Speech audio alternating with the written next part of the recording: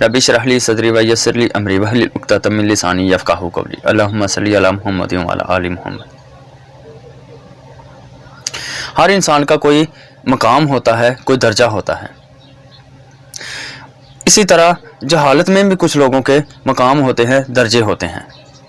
लेकिन मैंने एक बात महसूस की है कि अगर कोई इंसान जहालत में हाई लेवल का जाहल बनना चाहता है तो उसको सबसे पहले जो डिग्री हासिल करनी होगी वो है फ़िरका परस्ती की डिग्री।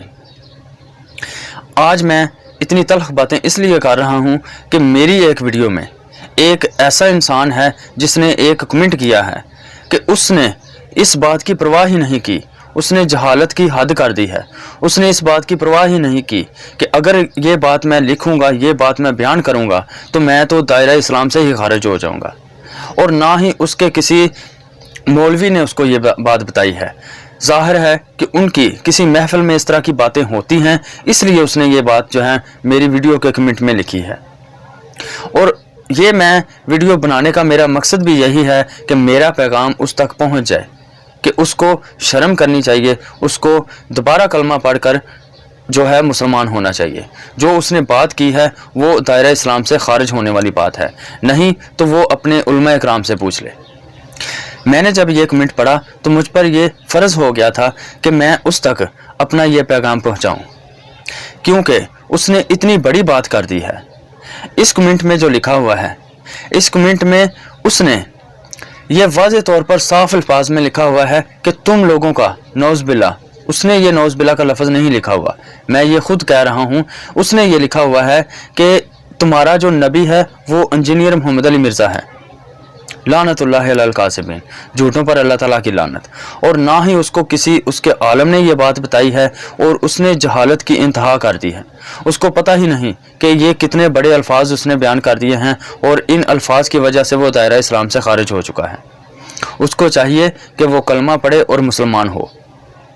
ये बात तसव्वुर करना, ये बात सोचना जो है, ये दायरा इस्लाम से खारिज करने वाली बात है। हम लानत भेजते हैं ऐसे इंसान पर कि जो इंजीनियर मोहम्मद अली मिर्ज़ा साहब को नबी मानता है या नबी का दर्जा देता है। हम उनको सिर्फ़ एक उस्ताद मानते हैं, एक अच्छा आलिम दीन मानते हैं और उनसे इल्म हासिल करते हैं। और जो ऐसा कहता है कि इंजीनियर मोहम्मद अली मिर्ज़ा हमारा नबी है, हम उस पर अल्लाह ताला की लानत भेजते हैं। हम तमाम लानत करने वालों की लानत भेजते हैं कि जो लोग हम पर इतना बड़ा इल्ज़ाम लगाते हैं। हमने कभी भी उनको ये वाला दर्जा नहीं दिया, हम उनको सिर्फ़ एक अच्छा आलिम दीन मानते हैं। और मैं फिर ये कहूँगा कि किसी इंसान के जाहल होने के लिए सबसे बड़ी जो डिग्री उसके पास आती है वो है फ़िरका परस्ती की। कि जब कोई इंसान किसी फ़िरके में आ जाता है तो उसको फिर किसी चीज़ की परवाह नहीं रहती, उसको अपने ईमान की भी परवाह नहीं रहती। उसको सिर्फ़ जो परवाह होती है, जो फ़िक्र होती है, वो ये होती है कि वो अपना फ़िरका बचा ले, किसी ना किसी तरीके से वो अपना फ़िरका बचाए। उसने अपने फ़िरके के मुताबिक ही बात करनी होती है। उसकी ये कोशिश होती है कि जो भी बात करें, कुरान और हदीस की भी बात करें, तो वो उस अपने फ़िरके के मुताबिक ही करें।